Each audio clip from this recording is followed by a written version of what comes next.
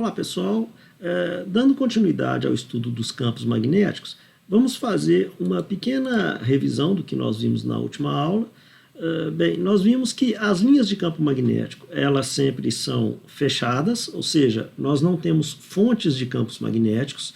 Vimos que as forças magnéticas, elas guardam alguma semelhança com as forças elétricas e também algumas diferenças, e que nós podemos ver nesse quadrinho aqui. Em relação à força magnética, a sua expressão ela é dada a partir de um produto vetorial, no qual nós temos uma velocidade. Isso faz com que uma carga parada numa região onde exista um campo magnético, ela não sente uma força magnética, ao contrário da força elétrica, que ela sempre vai sentir em movimento ou parada. Isso faz com que também, havendo uma relação entre os vetores velocidade e campo magnético, a força magnética pode ser igual a zero. Por exemplo, se a velocidade ela é colinear ao vetor campo magnético, a força magnética é igual a zero. Ok? Outra característica importante da força magnética, que vem dessa sua propriedade de ser uma força que vem de um produto vetorial, é que a força magnética ela é sempre perpendicular a esses dois vetores. Então, a força magnética ela é sempre perpendicular ao vetor velocidade e sempre perpendicular ao vetor campo magnético, sendo que entre a velocidade e o campo magnético nós podemos ter qualquer ângulo entre esses dois vetores. Portanto, a força magnética ela é sempre perpendicular às linhas de campo magnético. Ok? A junção da força elétrica e da força magnética nos dá a força eletromagnética, cuja expressão é dada por esse vetor aqui. Ok? Bem, o fato de que a velocidade é sempre perpendicular à força magnética faz com que o movimento típico de uma carga em uma região onde existe um campo magnético seja um movimento circular. Então, em um movimento circular, nós temos que a força centrípeta ela pode ser igualada à força magnética, e disso nós podemos tirar que o raio de uma órbita, de uma carga, em uma região onde existe um campo magnético, é dado por essa expressão, e a frequência no qual essa carga gira é dada, então, por essa expressão. Então, esses são os pontos fundamentais que a gente viu na aula passada. Hoje a gente vai entender o que se passa quando a gente tem um fio imerso num campo magnético. Então, nós sabemos que um fio ele é um condutor e que dentro desse condutor, quando ele está submetido a uma diferença de potencial, existe um transporte de cargas, existe um movimento de cargas. E cargas, quando elas estão imersas num campo magnético e estão se movimentando, elas podem sentir uma força. Então, esse dispositivozinho aqui é bem interessante, porque ele mostra um fio, na verdade é uma espira, porque é um fio fechado, e por ele passa uma corrente que sai dessa bateria, dessa pilha, e essa corrente passa aqui embaixo nós temos um ímãzinho. Então essa corrente que passa por esse fio, ela está imersa no campo magnético produzido por esse ímãzinho aqui. E ao fazer isso, essa espira sofre um torque e fica girando até que a pilha vai embora, ok? Então nós vamos entender um pouco esse fenômeno aqui, certo? Bem, quando nós temos um fio imerso num campo magnético, como esse aqui, nós temos um fio, e aqui esses pontinhos verdes nos mostram um campo magnético saindo aqui da página, ok? Então, se a corrente é igual a zero, obviamente nós não temos nenhum movimento de cargas, então não há por que se falar em nenhum tipo de força atuando no fio, ok? Mas, quando uma corrente é colocada nessa direção, bom, nesse desenho ela está subindo, vai aparecer uma força no fio nesse sentido aqui, ok? Nós vamos entender exatamente como a gente calcula essa força. E se agora a gente faz uma inversão do sentido da corrente, como está mostrado na figura C aqui, nós vamos ter uma força agora de mesmo módulo, mas agora de uma direção contrária à primeira. Ok? Então, o sentido da corrente ela é fundamental para determinar a força que atua sobre um fio, né? E nós vimos mesmo que isso depende, né, quando nós vimos a força sobre uma carga, o vetor, a direção do vetor velocidade, ela é fundamental para determinar a direção do vetor força magnética, ok? Então vamos ver o que acontece a nível microscópico dentro de um fio como esse. Então vamos pegar uma seção desse fio, né? Aqui nós temos os pontinhos verdes indicando o campo magnético saindo da página e a corrente nesse sentido. Nós sabemos que a corrente ela indica o movimento contrário dos portadores de carga. Nesse caso, nós temos uma velocidade de deriva nessa direção aqui, ok? Então essa velocidade de deriva faz com que as cargas se movimentem dentro de um campo magnético e é razoável, então, que elas sofram uma força que é dada por esse vetor força magnética, ok? Então, para que a gente possa calcular essa força magnética sobre um fio, nós tomamos uma seção desse fio, um pedacinho desse fio de comprimento L percorrido por uma corrente I, ok? Então, nesse comprimento L, uma determinada carga ela vai levar um certo tempo para percorrer essa distância L. Nós podemos associar essa carga a esse tempo através dessa expressão que vem da própria definição de corrente. Não é só lembrar que corrente é uma certa variação de carga num certo intervalo de tempo. Então, se nós tomarmos esse tempo como o tempo que a carga leva para percorrer essa distância na velocidade de deriva, nós temos então uma relação entre a carga e essas grandezas que podem ser colocadas agora dentro da expressão da força magnética. Então, quando nós colocamos essa expressão dentro da força magnética, né, lembrando que o ângulo aqui entre a velocidade e o campo é de 90 graus, nós temos então que a expressão da força que atua sobre um fio percorrido por uma corrente é dada por essa expressãozinha aqui, por essa fórmula. Bem, essa fórmula ela pode ser generalizada para que nós tenhamos uma relação vetorial, né? Como nós estamos falando de força, nós temos então uma relação vetorial que, de novo, nos dá a força como o resultado de um produto vetorial entre dois vetores. Aqui nós definimos um vetor L, que é o vetor que me fala sobre o comprimento do fio e cuja direção é a direção da corrente por convenção, ok? Então nós temos a expressão de uma força aplicada, de uma força magnética num fio percorrido por uma corrente. Novamente, como nós temos aqui um produto vetorial, entre os vetores L e B pode existir qualquer ângulo, mas a força magnética é sempre perpendicular a L e é sempre perpendicular a B, como mostra esse nosso desenhozinho aqui. Então, entre o L e o B pode ter qualquer ângulo, né? Nós temos aqui um ângulo φ, mas o vetor F da força magnética é perpendicular a L e é perpendicular a B, ok? Bom, vamos fazer uma aplicaçãozinha dessa fórmula para ver como que a gente usa isso. Então vamos ver esse probleminha aqui, ó. Um fio horizontal retilíneo feito de cobre é percorrido por uma corrente de 28 amperes. Determine um módulo e a orientação do menor campo magnético B capaz de manter o fio suspenso, ou seja, equilibrar a força gravitacional. A densidade linear, que é a massa por unidade de comprimento do fio, é de 46,6 gramas por metro. Então essa aqui é uma seção do fio, né? Esse pontinho preto representa uma corrente que, nesse caso, está saindo da página, e nós temos, então, o vetor peso apontado para baixo aqui. Então, para que a gente possa cancelar essa força, necessariamente a força magnética ela tem que estar apontada para cima, ok? Agora, pela fórmula que nós acabamos de desenvolver, nós temos uma relação entre esses vetores. Então, o vetor L está apontando para fora da página, o vetor F de B está apontando aqui para cima, então, necessariamente, o nosso vetor B do campo magnético ele tem que estar apontado nessa direção, ok?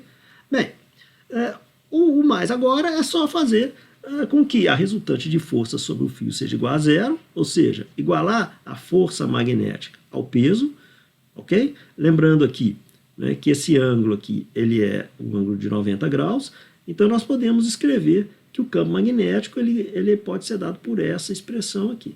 Okay? Lembrando que M sobre L nada mais é do que a densidade que foi fornecida pelo problema. Bom, agora que nós já sabemos a direção do campo e sabemos como calcular o seu módulo, é só jogar os valores, e aí temos que o campo magnético deve ter esse módulo aqui, para que a resultante de forças que atuam sobre o fio seja igual a zero. Ok? É um probleminha simples, mas que mostra uma aplicação interessante da força magnética. Bom, essa expressão da força magnética, ela vale para fios, a princípio, fios retilíneos, aos quais nós podemos associar esse vetor L aqui, ok? Mas isso pode ser generalizado para um fio não retilíneo, para um fio que tem uma forma qualquer. E como é que isso é feito? Isso é feito de uma maneira muito semelhante àquela que nós já usamos quando nós lidamos, por exemplo, com campos elétricos de uma distribuição contínua de cargas. Nós pegamos, dividimos um campo elétrico em cargas infinitesimais e depois integramos aquelas cargas e achamos o campo elétrico resultante. Aqui a gente faz uma coisa semelhante. A gente pega só um pedacinho infinitesimal do nosso fio, calcula uma força infinitesimal que esse fio sofre na presença de um campo e depois integra isso aí, e aí você tem a força resultante sobre o fio. Okay? Vamos fazer um exemplo que fica claro a aplicação de uma força, de uma fórmula como essa. Então vamos ver esse exemplozinho aqui. Ó. A figura mostra um anel circular de fio com raio A, 1,8 centímetros, submetido a um campo magnético divergente de simetria radial. O fato do campo ser divergente significa que ele forma um ângulo θ aqui com a vertical, ok? O campo magnético em todos os pontos do anel tem o mesmo módulo que foi dado aqui de 3,4 militesla, ok? Esse campo ele é perpendicular ao anel e faz um ângulo de θ igual a 20 graus com a normal ao plano do anel, conforme está no desenho aqui.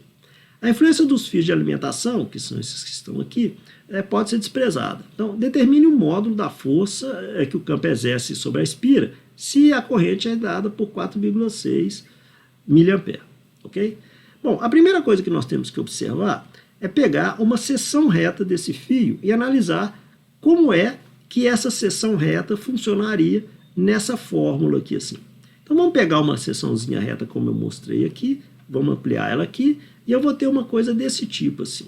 Então aqui eu tenho um pedacinho do fio, que tem um comprimento dl, nesse meu sisteminha coordenado ele está na direção K, e o campo magnético ele está apontado nessa direção aqui, fazendo um ângulo θ com o eixo dos y ou com o eixo vertical, ok? Bem, se eu tomar uma seção reta diametralmente oposta a essa, eu vou perceber que esse campo ele vai estar sendo cancelado por um campo que vai estar mais ou menos nessa posição aqui assim. Isso faz com que o que sobra ao integrar todas as contribuições de todos os elementos infinitesimais desse fio são somente as componentes verticais. As componentes horizontais, ao integrar sobre todo o fio, elas vão se cancelar.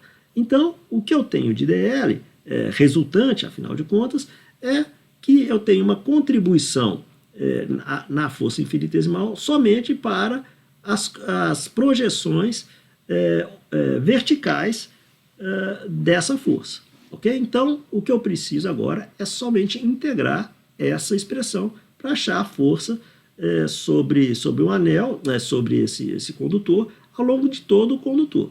Okay?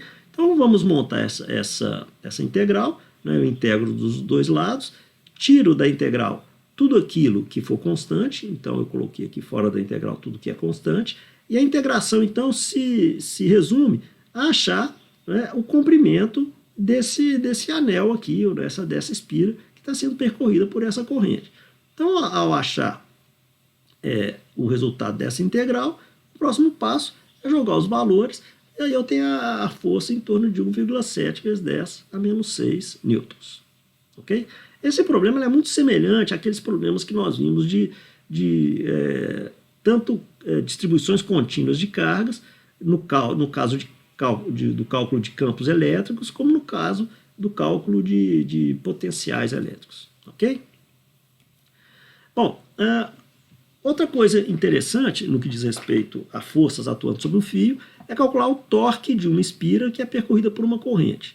Bem, basicamente, esse é a forma como um motor elétrico trabalha. Né? Um motor elétrico ele é composto aqui de um número muito grande de espiras. Essas espiras giram, elas giram em torno de um eixo e imersas em um campo magnético. E aí, quando a gente passa uma corrente por essas espiras, elas tendem a se alinhar a esse campo, às linhas de campo, e aí esse alinhamento promove um torque nesse eixo aqui. Então vamos ver como é que isso acontece. Então eu peguei então esse dispositivo, ele pode rodar conforme mostra essa setinha vermelha, e eu tenho uma espira, né, que é uma espira retangular. Ok? Então eu fiz primeiro uma vista dessa espira de norte para sul. Então eu tenho aqui, né, o lado 1, o lado 2, o lado 3 e o lado 4. Lembrando que no lado 2 e no lado 4 nós temos um eixo aqui e ela roda em torno desse eixo. Então, se essas duas forças aqui elas estão aplicadas sobre um eixo, ou sobre o lado que tem um eixo, elas são iguais em módulo, no tanto opostas, mas elas não têm a capacidade de girar a espira, né? Porque elas estão alinhadas. Então elas não promovem na espira nenhum tipo de torque. Ok? Agora, quando eu pego essas outras duas forças, e aqui agora eu estou tendo uma visão lateral dessa minha espira, né? Aqui nós temos o eixo, aqui eu tenho um lado, que é esse lado menor aqui, e aqui eu tenho o lado 1 e o lado 2, que são esses lados que estão aqui, ok? Eu tenho agora duas forças, mas essas duas forças, elas estão desalinhadas. Então elas podem provocar nessa espira um torque em relação a esse eixo aqui, ok? Então nós podemos calcular facilmente o valor dessas forças, né, dado que, primeiro, que elas são perpendiculares às linhas de campo, né, elas são sempre perpendiculares às linhas de campo. Então, usando a expressão de uma força que atua sobre um corpo, nós podemos calcular que F1 igual a F3, né, nós estamos falando aqui do módulo dos vetores, e ele vai ser igual a I vezes A, que é o comprimento do lado maior, vezes a intensidade do campo magnético. Agora, relembrando lá a definição de torque, né, torque é um vetor que vem do produto vetorial de uma certa força aplicada a uma certa distância, ok? Então, nesse caso aqui, específico, nós temos que a força, né, ela está sendo aplicada por uma distância R, nesse caso a nossa distância é esse braço aqui e esse braço aqui, lembrando que isso aqui é totalmente simétrico, e θ, né, esse ângulozinho que está mostrado aqui, ok? Bom, juntando então a contribuição das duas forças, nós temos que o torque vai ser dada, ela vai ter uma contribuição por causa da força 1 e uma contribuição por causa da força 2, sendo elas opostas, nós temos então uma soma aqui no torque final, ok? O resultado então é essa expressão, e aqui a gente nota o aparecimento desse termo AB, que nada mais é do que a área dessa nossa espirazinha aqui, ok? Aqui nós vamos definir um vetor normal, cujo módulo, o vetor normal à área da espira, cujo módulo é justamente a área da espira, e eu defino um outro vetor, que é um vetor que aparece muito no estudo do magnetismo, que é o vetor chamado momento magnético, que é dado por I vezes esse vetorzinho N. Então o torque em uma espira, ele pode ser escrito como o produto vetorial de μ, o momento magnético, pelo campo magnético B. Isso aqui foi feito para uma espira, mas é claro que isso vale para um número grande de espiras, ok? Bom, pessoal, eu acho que para hoje está legal de campos magnéticos, então na próxima aula eu vou continuar esse tema e vou fazer alguns exercícios mais interessantes, ok? Então, até mais, pessoal.